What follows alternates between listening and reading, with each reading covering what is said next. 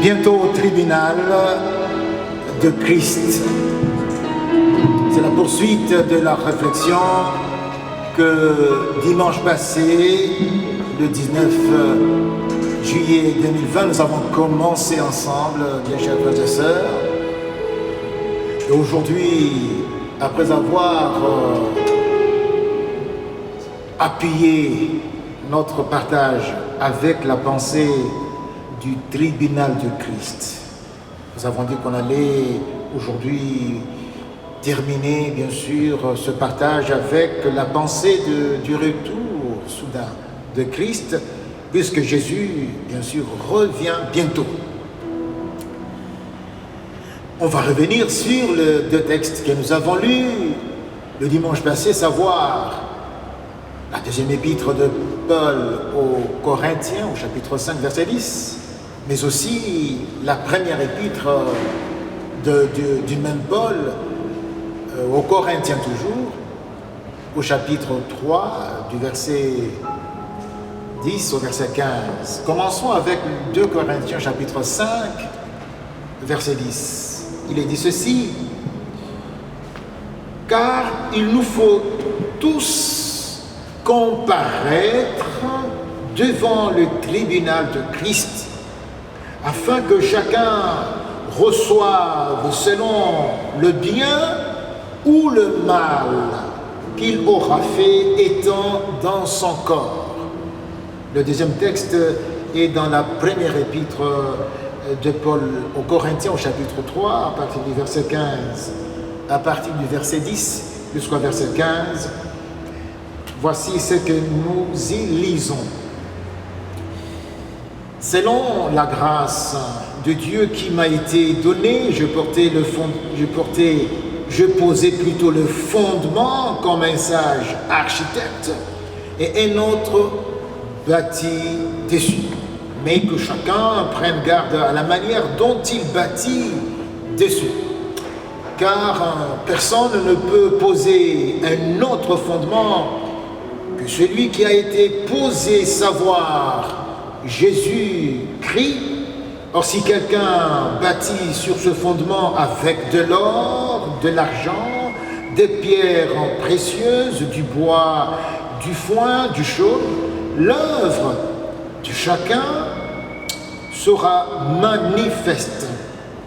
manifestée plutôt, et car le jour la fera connaître car le jour la fera connaître parce qu'elle se révélera dans le feu, et le feu éprouvera ce qu'est l'œuvre de chacun. Si l'œuvre bâtie par quelqu'un sur le fondement subsiste, il recevra une récompense. Si l'œuvre de quelqu'un est consumée, il perdra sa récompense. Pour lui, il sera sauvé, mais comme au travers du feu. Merci notre Dieu de continuer à nous parler sur ces sujets. Le Seigneur Jésus-Christ est plus proche que lorsque nous avons cru. Il est plus proche maintenant. Et pour nous racheter, devant nous, c'est le tribunal qui est maintenant dressé. Le tribunal de Christ. Parle-nous sur ce sujet, Seigneur, encore plus profondément. Et cela pour ta gloire. Au nom de Jésus-Christ. Amen. Bientôt au tribunal de Christ. Ce soir, mes frères, nous considérerons le retour soudain de Christ parce qu'il revient bientôt. Vous savez, mes frères, mes sœurs, pour nous racheter, le tribunal de Christ est une bonne nouvelle. Ce n'est pas un désastre, car c'est le début glorieux d'une fin heureuse pour accéder à l'éternité future avec le Seigneur et partager sa félicité éternelle. Nous ne paniquons pas lorsqu'il est annoncé qu'il y a le tribunal de Christ. Nous sommes heureux, nous sommes contents. Nous hâtons même cet avènement du Seigneur Jésus, car il s'agit du tribunal, dans le sens grec du mot, de l'estrade où on récompense les vainqueurs. Il y a les deux sens, bien sûr. Il y a l'emplacement où on juge.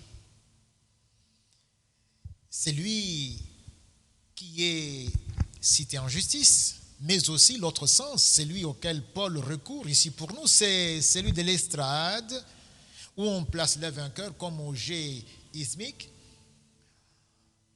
qui avait lieu tous les 5 ans à Corinthe, pour donner des récompenses aux vainqueurs. C'est ainsi que nous nous empressons de voir venir finalement Christ avec ce tribunal, mes frères. Le Seigneur Jésus déclare dans Apocalypse 22, versets 12 à 13, « Oui, dit Jésus, je viens bientôt. J'apporte avec moi mes récompenses pour rendre à chacun selon ce qu'il a fait. Je suis l'alpha et l'oméga, le premier et le dernier, le commencement et la fin. » Mes chers frères, nous avons ce soir le loisir de partager quelques 7 conseils, quelques 7 suggestions en 7 points. Pour que chacun de nous sache ce qu'il devrait faire, afin qu'il bâtisse sur le fondement qui est Jésus-Christ, mais avec un matériau durable, un matériau de qualité, c'est-à-dire un matériau qui non seulement va résister au feu, mais aussi devra être un matériau de qualité pour ainsi décider de la récompense qu'il devrait avoir. Comment devrons-nous passer le temps qui nous reste jusqu'à l'avènement de Christ, jusqu'à l'enlèvement? Que devons-nous faire? Ce sont ces 7 conseils, ces 7 suggestions. Et je prie pour que le Seigneur Saint-Esprit nous accorde non seulement à bien les partager, mais aussi à bien les recevoir. La première suggestion, le premier conseil, pour ce que nous venons de dire ici, comment bâtir sur le fondement qui est Jésus, d'une façon telle que notre œuvre subsiste au feu et que nous ayons la récompense que Dieu nous a préparée. Premièrement, nous rappeler qui nous sommes et vivre en conséquence de ce statut. N'oublions pas qui nous sommes. Sachons qui nous sommes devenus et pourquoi. Il s'agit, mes frères, mes sœurs, de nous rappeler que nous sommes enfants de Dieu et nous devons promouvoir la vie de Dieu en nous. Promouvoir la vie de Dieu, c'est laisser Jésus-Christ en nous apparaître. Nous diminuons et nous laissons Jésus apparaître. Mes frères, on peut dire que c'est cela, servir Dieu, c'est laisser Jésus vivre en nous. Paul le dit dans Galates chapitre 2, verset 20, ce n'est plus moi qui vis. Donc j'étais crucifié avec Christ, ce n'est plus moi qui vis, c'est Christ qui vit en moi. Et ça, c'est le secret de l'apôtre Paul, le succès indubitable que nous reconnaissons au ministère de Paul. C'est tout simplement cela. Il a laissé Christ. Paul nous rappelle et nous aide dans 1 Corinthiens chapitre 4, versets 1 et 2. Il nous dit ceci, l'apôtre Paul. Ainsi qu'on nous regarde comme des serviteurs de Christ et des dispensateurs de mystère de Dieu. Du reste, ce qu'on demande aux dispensateurs, c'est que chacun soit trouvé fidèle. Dispensateur des mystères de Christ. Donc, ce sont des intendants, n'est-ce pas, donc chargés de communiquer le secret de Dieu. Des serviteurs de Christ.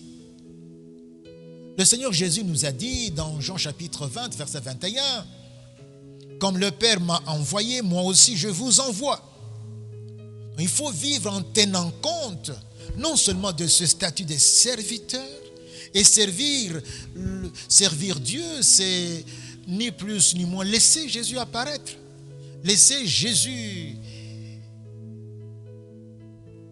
servir Dieu en nous, c'est promouvoir le divin en nous. Il n'y a pas 32 solutions pour cela. Non seulement se rappeler ce statut, mais aussi vivre en fonction de la mission que Jésus nous a confiée en nous. Jésus nous a demandé de nous occuper de ce que lui-même faisait. Comme le Père m'a envoyé, moi aussi je vous envoie.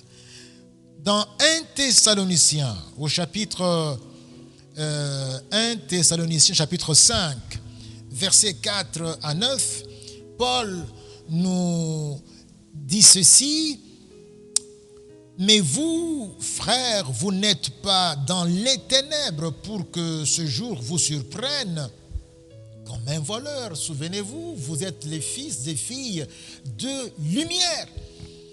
Vous n'êtes pas dans les ténèbres. » Verset 6. « Ne dormons donc point comme les autres, mais veillons, soyons sobres, soyons pas endormis, soyons pas distraits.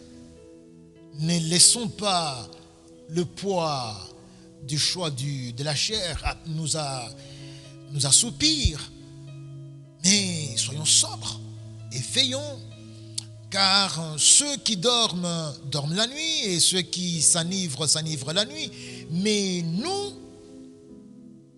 là, les rachetés, nous qui sommes du jour, soyons sobres, ayant revêtu la cuirasse de la foi et de la charité, et ayant pour casque l'espérance du salut. »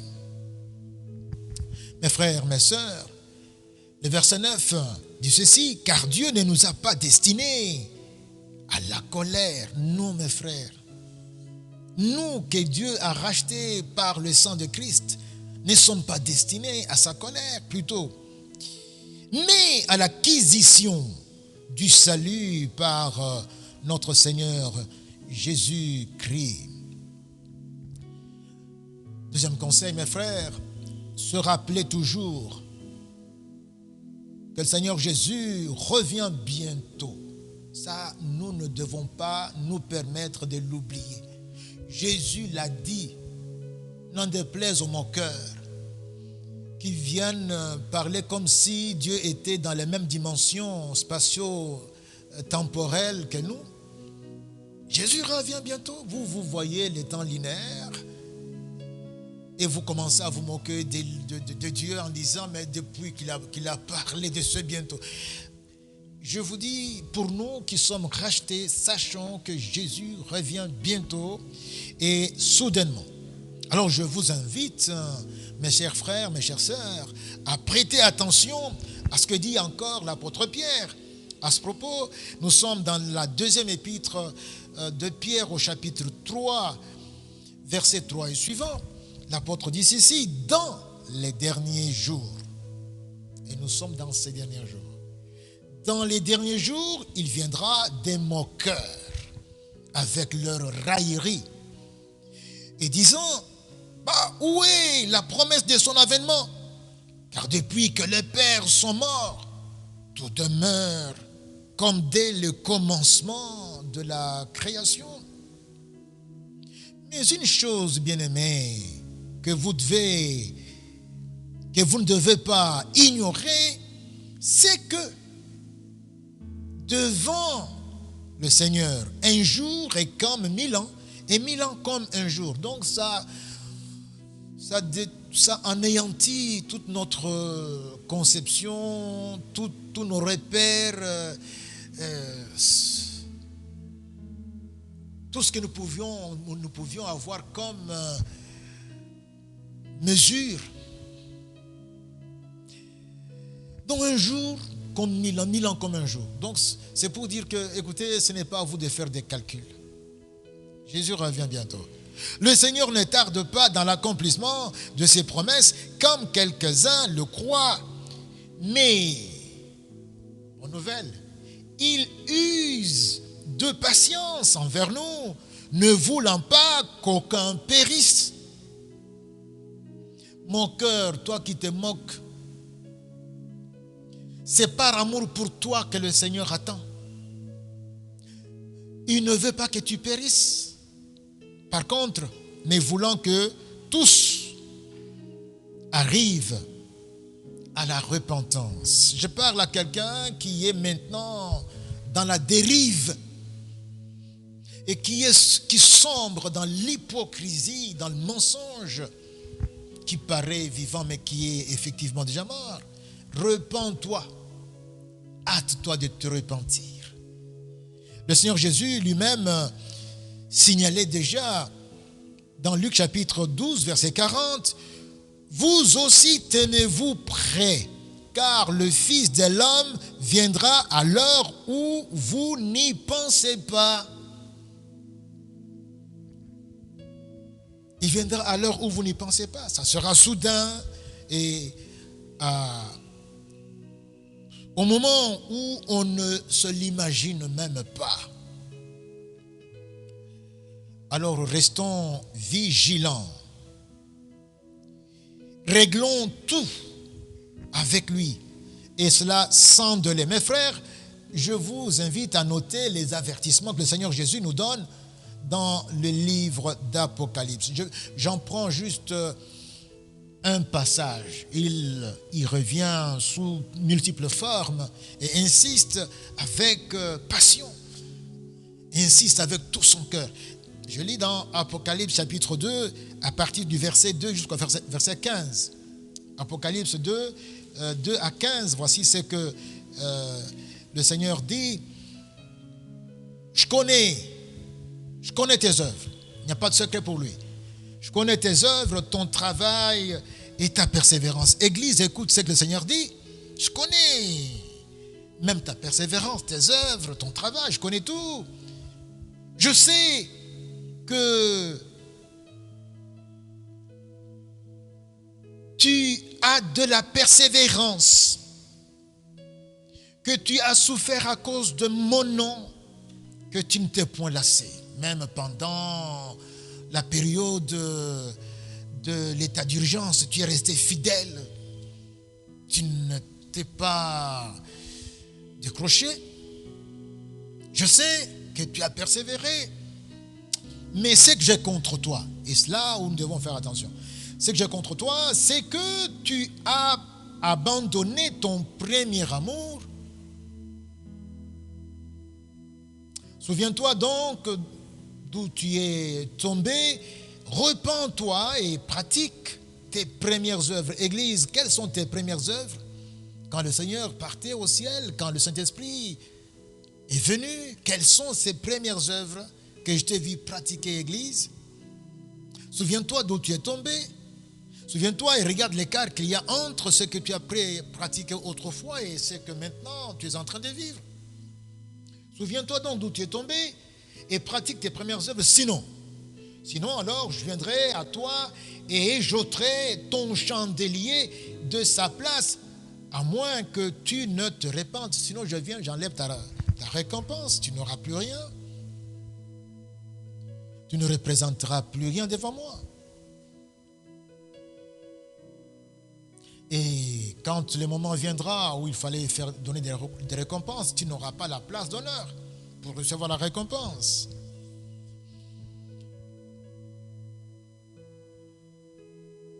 Souviens-toi alors, rappelle-toi toujours que le Seigneur revient et revient bientôt. Troisième conseil, Au vu d'innombrables signes avant-coureurs. Il y a donc des signes avant-coureurs en grand nombre. Ne nous voilons pas la face et cessons d'être distraits. Évitons toute hypocrisie. Donc, au vu d'innombrables signes avant-coureurs qui se succèdent, qui sont nombreux, ne nous voilons pas la face. Cessons d'être distraits. Évitons toute hypocrisie. Je vais lire Matthieu chapitre 16, versets 2-3, pour entendre ce que le Seigneur Jésus donnait comme réflexion à ses interlocuteurs, et c'est à nous qu'il le fait aujourd'hui. Matthieu chapitre 16, verset 2-3, Jésus lui répondit.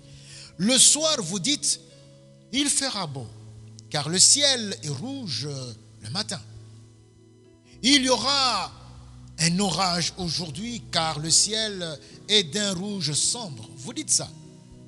Vous savez discerner l'aspect du ciel et vous ne pouvez discerner le signe de temps.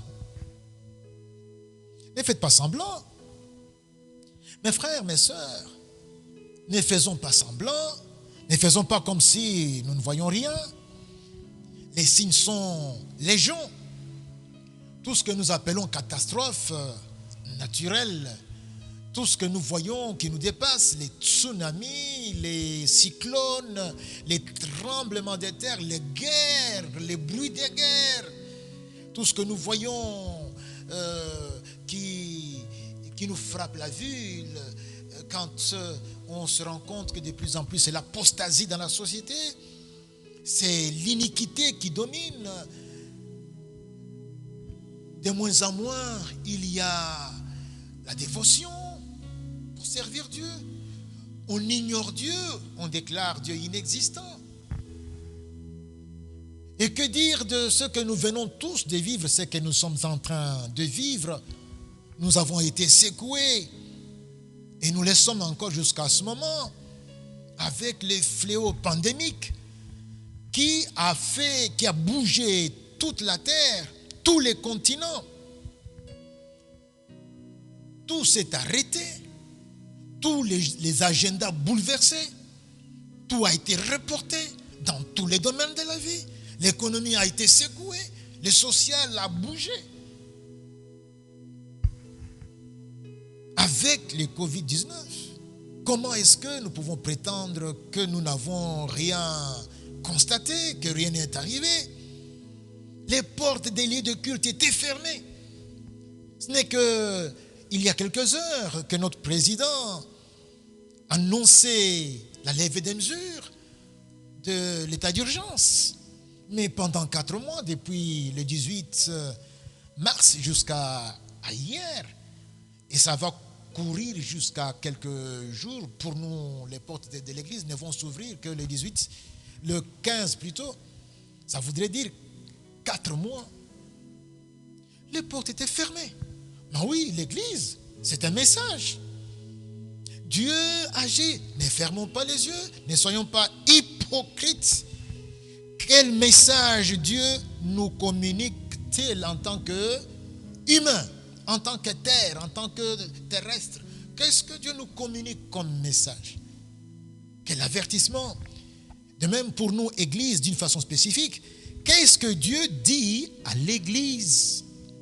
Comme ici, dans le livre d'Apocalypse, le Seigneur s'adresse à l'Église. Et maintenant, qu'est-ce qu'il nous dit, nous, du XXIe siècle, à travers ce que nous avons vécu et vu? Nous devons, mes frères, dans une attitude d'humilité et de crainte et de tremblement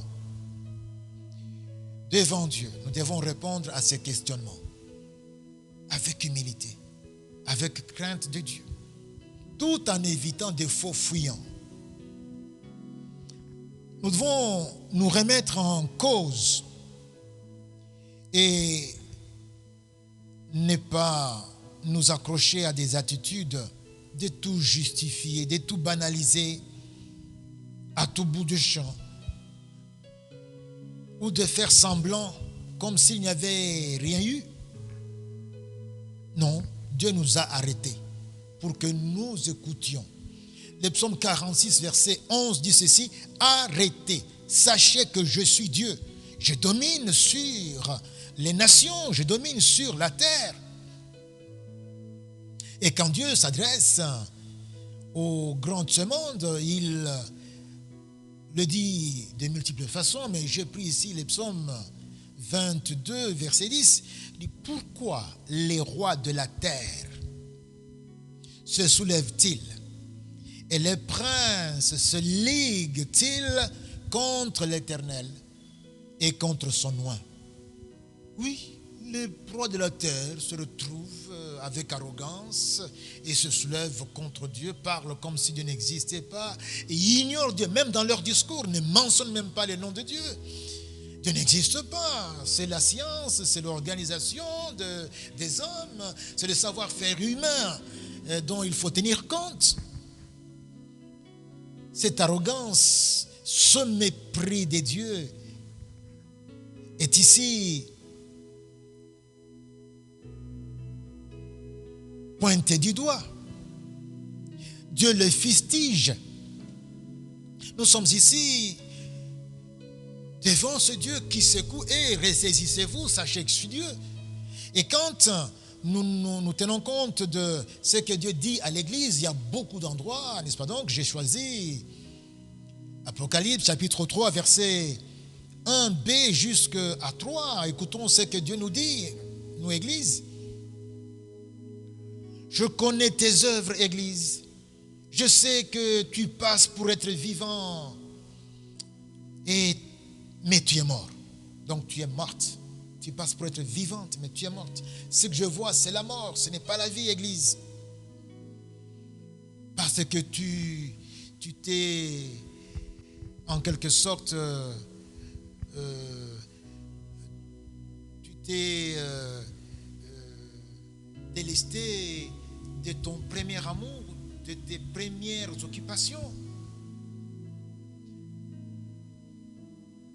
Église, tu es maintenant morte. Sois vigilant et affermis le reste qui est près de mourir, car je n'ai pas trouvé tes œuvres parfaites devant mon Dieu. Non. Il y a la duplicité, il y a l'hypocrisie, il y a le gain sordide qui vous motive. Il y a le monde que vous avez fait avaler aux membres de l'Église. Rappelle-toi donc comment tu as reçu et entendu, et garde et répands-toi. Il y a donc le repentir qui s'impose. Si tu ne veilles pas, je viendrai comme un voleur. Et tu ne sauras pas à quelle heure je viendrai sur toi. N'en déplaise à ceux qui prennent le plaisir à calculer. Personne ne saura quand le Seigneur va revenir. Ne dites pas: nous avons encore le temps. Hâtons-nous. Le Seigneur dit: hâtez-vous. Sinon je viens, mais alors pour tout simplement vous condamner. Quatrième conseil, mes frères, gagnons à Jésus le plus d'âmes possible. Toi, racheté, ma soeur, mon frère, gagne le plus que tu peux tes âmes à Jésus. C'est la première chose la plus importante. Et je vais dire pourquoi. Pourquoi? Parce que c'est le centre même de la volonté de Dieu. C'est la seule raison pour laquelle Dieu nous laisse sur la terre vivre après que nous sommes convertis. C'est pour que de la même façon que nous avons été gagnés à ce statut d'enfant de Dieu par ceux qui ont obtempéré à cet envoi, à ce mandat, que nous aussi, nous ayons les fardeaux des âmes perdues, que nous partagions aussi la parole. Voilà ce qui plaît à Dieu, ce qui est sa volonté, mes frères, et cela doit être observé. Dieu veut que sa volonté soit notre préoccupation, soit observée. Jésus nous dit clairement quelle est la volonté de Dieu. Dans Jean chapitre 6, verset 40, le Seigneur Jésus dit ceci. Écoutez mes frères, mes chers sœurs, écoutez ce que Jésus dit. Il ne va ni à gauche ni à droite, il nous dit clairement ce que Dieu veut.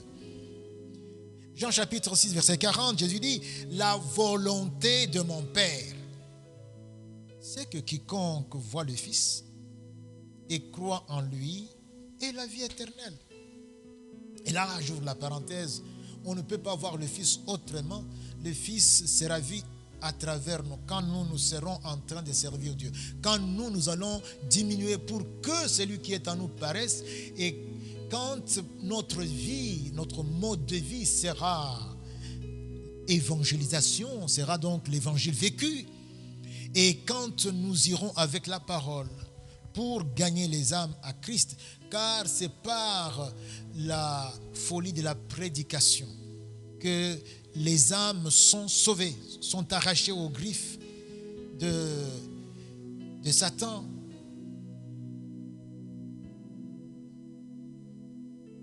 La foi qui sauve vient de ce que l'on entend de la parole de Christ. Et c'est quand ceux qui sont envoyés partent avec la parole de Christ que les uns et les autres ont accès à la foi. Faisons, mes frères, de l'évangélisation notre mode de vie. Frères et sœurs, Jésus nous secoue aujourd'hui là. Nous avons beaucoup de programmes dans nos églises. Nous avons beaucoup de choses que nous faisons. Est-ce que c'est ce que Dieu a priorisé? Nous avons mis on ignore même qu'il faut que l'Église évangélise. Nous pensons que l'Église, c'est tout ce que nous faisons et on s'arrête là. Non, tout cela, c'est la préparation. Ça doit donc équiper les fidèles pour qu'ils aillent évangéliser, qu'ils aillent en mission. Pour que leur vie soit évangélisation. Ça, c'est la première chose qui est la plus importante aux yeux de Dieu. Être instrument de Dieu pour gagner les âmes. La raison pour laquelle Dieu nous garde en vie, mes frères, c'est cela. Évangéliser. Et une autre raison, je vais la donner au point numéro 5, au 5e conseil. Mais avant cela, écoutez ce qui est dit dans Proverbes chapitre 24, versets 11 et 12. Il est dit ceci, délivre ceux qu'on traîne à la mort, ceux qu'on va égorger, sauve-les. Si tu dis, ah non, nous ne le savions pas. Celui qui pèse les cœurs, ne les voit-il pas? Celui qui veille sur ton âme, ne le connaît-il pas? Et ne rendra-t-il pas à chacun selon ses œuvres? Dieu voit tout, il sait tout. Je disais qu'il y a aussi un 5e conseil, je le donne moi, mes frères. Le voici, paissons les brebis du Seigneur. Paissons.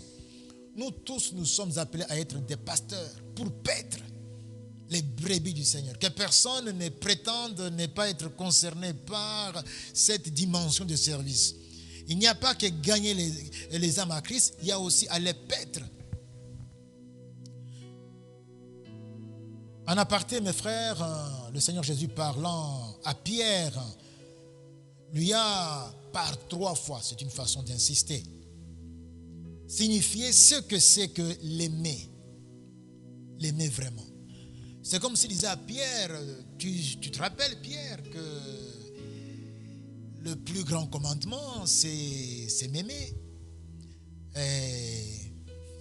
Alors, m'aimer c'est observer mes commandements. Mais m'aimer vraiment, écoutez ce que c'est. Et le Seigneur est revenu par 3 fois sur cela. Quand cela après la résurrection, avant l'ascension. Afin que les choses soient les plus claires possibles. Jésus-Christ insiste auprès de l'apôtre Pierre. Qu'est-ce qu'il lui dit? Pierre aimait Jésus, c'est paître ses brebis. Autrement dit, me ramener mes brebis, me les ramener et puis venir devant moi, Seigneur, voici moi et les brebis que j'ai nourris, que j'ai gagné, que j'ai nourri, ce que tu m'as donné, tes brebis sont là.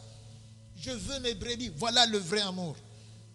Mais les présenter, vivre pour que ces brebis soient édifiées et nourries. Si vous lisez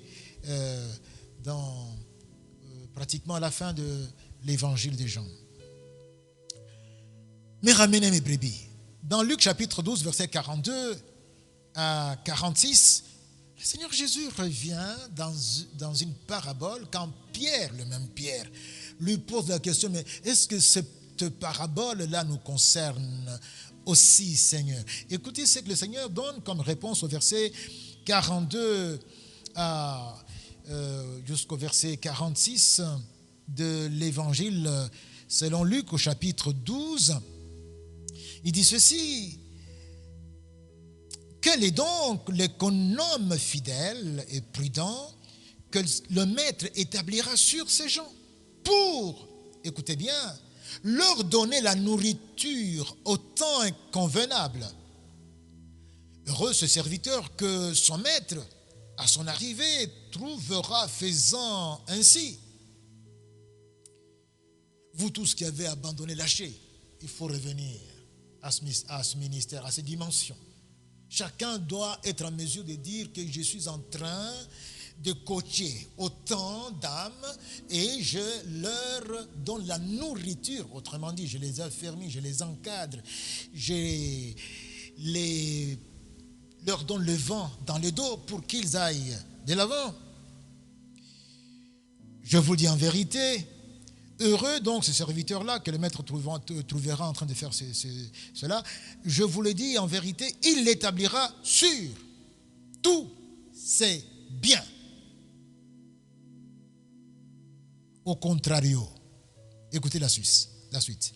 Mais si ce serviteur dit en lui-même, mon maître tarde à venir, il se met à battre les serviteurs et les servantes, à manger, à boire et à s'enivrer, donc à vivre dans l'insouciance sans s'occuper des brebis du Seigneur. Le maître de ce serviteur viendra le jour où il ne s'y attend pas et à l'heure qu'il ne connaît pas, il le mettra en pièces et lui donnera sa part avec les infidèles. Oh non, mes frères, je vous demande de prêter attention au conseil que nous donne cet apôtre Pierre à qui le Seigneur parlait comme ça, lorsqu'il a voulu que le Seigneur lui dise si c'était de deux ou pas qu'il parlait ainsi. Pierre, une fois éclairé par le Saint-Esprit, après la mort et la résurrection du Seigneur, après l'ascension du Seigneur, après l'effusion du Saint-Esprit, Pierre nous donne un conseil dans sa première épître au chapitre 5, à partir du verset 2 jusqu'à 4, il dit: paissez le troupeau de Dieu qui est sous votre garde, non par contrainte, mais volontairement selon Dieu. Non pour un gain sordide, mais avec dévouement. Non comme dominant sur ceux qui vous sont échus en partage, mais en étant modèle. Notez bien, volontairement, selon Dieu, avec dévouement, en étant modèle. Et lorsque le souverain pasteur, le bon berger, paraîtra, vous obtiendrez la couronne incorruptible de la gloire. Sixième conseil, mes frères, la sixième suggestion, le sixième point, c'est que nous devons faire pour que notre œuvre puisse être durable, puisse affronter l'épreuve de feu et tenir bon. Et pour que cette œuvre soit une œuvre de qualité. Sixième conseil, travaillons sans relâche et combattons en vainqueur dans l'attente pressante de l'avènement du Seigneur. Travaillons sans relâche et combattons en vainqueur, dans l'attente pressante de l'avènement du Seigneur. Nous sommes ici dans la deuxième épître de Paul à Timothée, au chapitre 4, versets 7 et 8. L'apôtre Paul parle de lui-même. Il dit, j'ai combattu le bon combat, donc j'ai travaillé, je n'ai pas reculé. Quand il a fallu aller de l'avant, même devant le feu, j'ai avancé. Même devant les flèches, j'ai avancé. Même devant les missiles, j'ai avancé. J'ai combattu le bon combat, j'ai achevé la course, j'ai gardé la foi. Je n'ai pas baissé les bras, je n'ai pas capitulé. Désormais, la couronne de justice m'est réservée.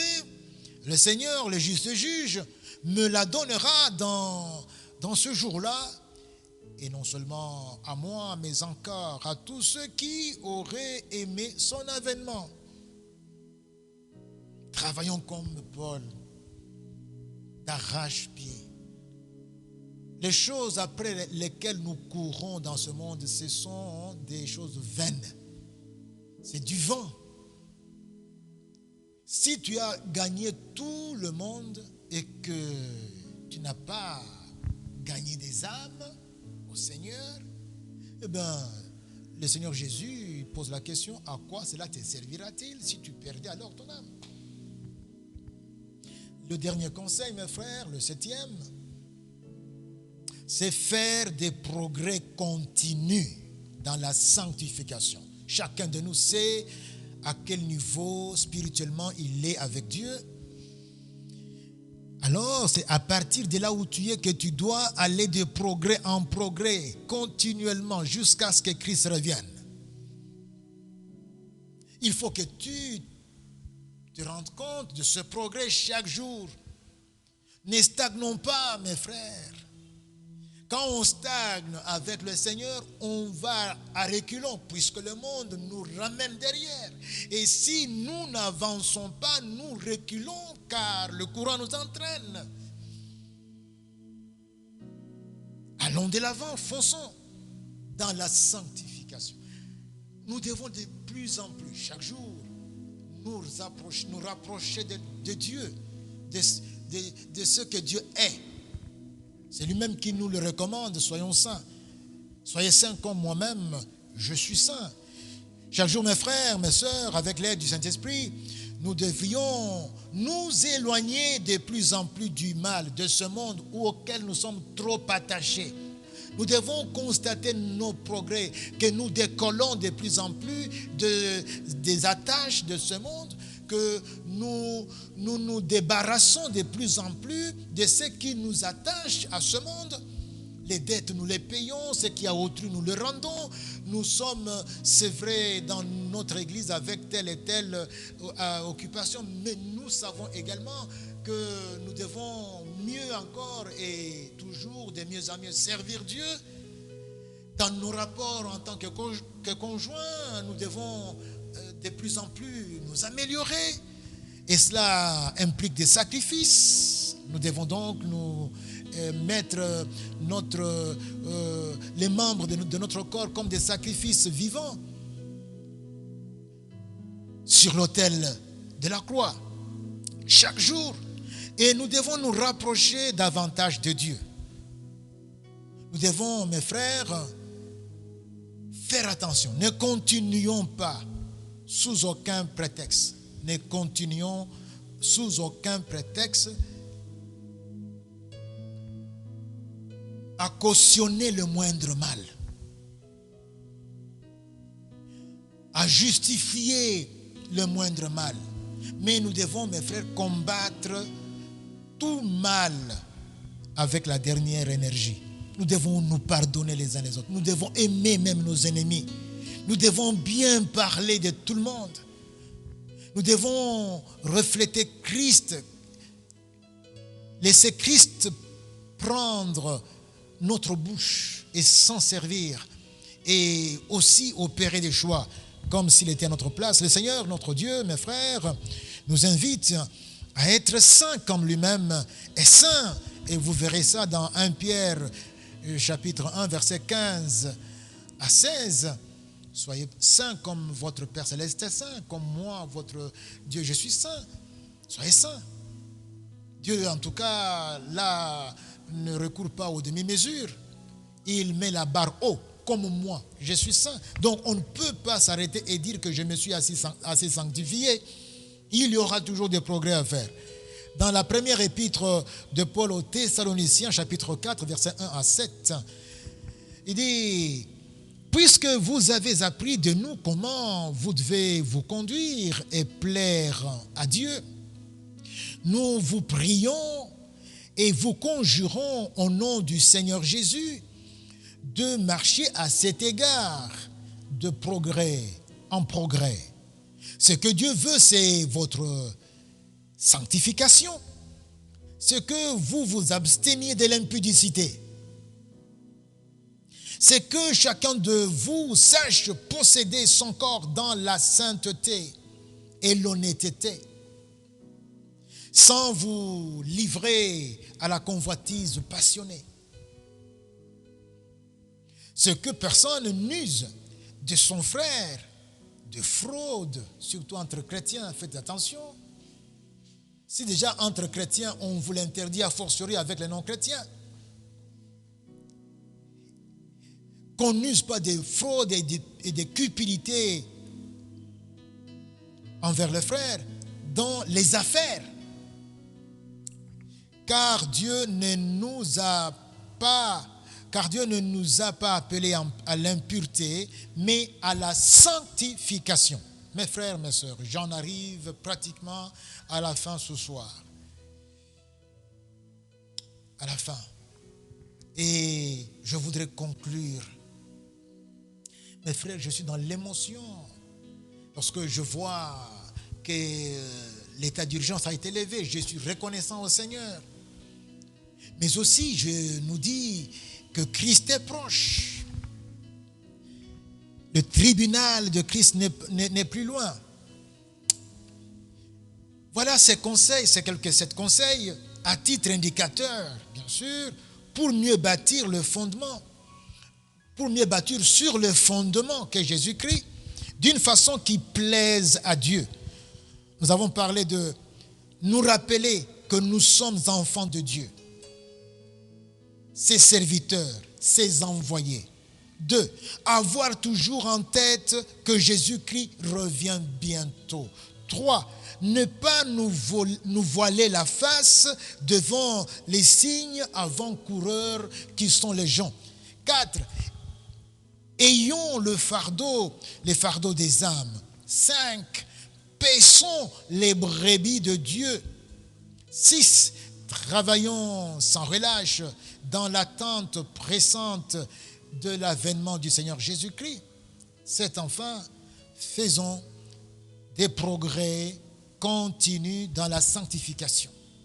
Mes frères, je finis avec ce que nous lisons dans le dernier livre de la Bible, le dernier chapitre. Je citais Apocalypse, le chapitre 22, pratiquement les derniers passages, c'est-à-dire le verset 16 à 21. Et c'est le Seigneur Jésus qui parle. Moi, Jésus, j'ai envoyé mon ange vous attester ces choses dans les églises. Oui, l'ange, c'est l'envoyé de Dieu. Hein? Il peut revêtir toutes les formes, n'est-ce pas? Attestez donc ces choses. Voilà ce que l'ange est venu faire. Et l'esprit et l'épouse disent, viens. Et que celui qui entend dise, viens. Celui qui atteste ces choses dit, oui, je viens bientôt. Amen. Viens, Seigneur Jésus. Que la grâce du Seigneur soit sur vous tous. Seigneur notre Dieu, merci de tout cœur. Encore en ce moment, nous tous en tant que chrétiens de ce grand et beau pays, nous sommes dans la joie de savoir qu'il nous a été fixé un jour où tes maisons, les maisons de culte vont être ouvertes. Nous bénissons, Seigneur, pour cela, cette décision finalement d'arrêt de ces mesures, de ces dispositions de confinement. Nous allons enfin nous retrouver pour t'adorer, te louer, te magnifier. Et la perspective de le faire nous comble de joie. Mais nous ne pouvons pas oublier tout ce que tu nous as enseigné pendant cette période. Au moment où nous bénissons toute l'Église dans notre pays et l'Église du monde, au moment aussi où nous bénissons les autorités de notre pays, en l'occurrence le président de la République, nous les bénissons parce que nous voulons qu'ils soient bénis, afin que nous puissions te vaquer à ton service à l'aise, confortablement, sans accroc. Oui, nous les bénissons, Seigneur, afin qu'ils dirigent et conduisent ce pays comme toi tu l'as planifié et préparé. Et nous verrons cela avec toi, Seigneur, nous le vivrons. En ce moment, Seigneur, nous sommes dans une grande joie et te disons merci du fond du cœur. Merci pour nous avoir tiré les oreilles quant à la façon dont nous devons vivre dans l'attente de l'enlèvement qui bientôt va avoir lieu pour que nous nous retrouvions, Seigneur, devant les tribunaux de Christ. Je m'empresse de bénir toute l'Église, mon Dieu, tous mes frères, toutes mes sœurs, et je vous bénis, vous tous qui en ce moment suivez ce direct, que vos familles soient bénies, que vos proches soient bénis, que tout ce à quoi vous êtes occupés pour le Seigneur soit béni, et que sa main vous conduise victorieusement dans la marche où nous sommes tous dans l'attente de son avènement qui est prochain, qui est tout prochain. Que la gloire te revienne, Seigneur, notre Dieu. Au nom de Jésus-Christ. Amen.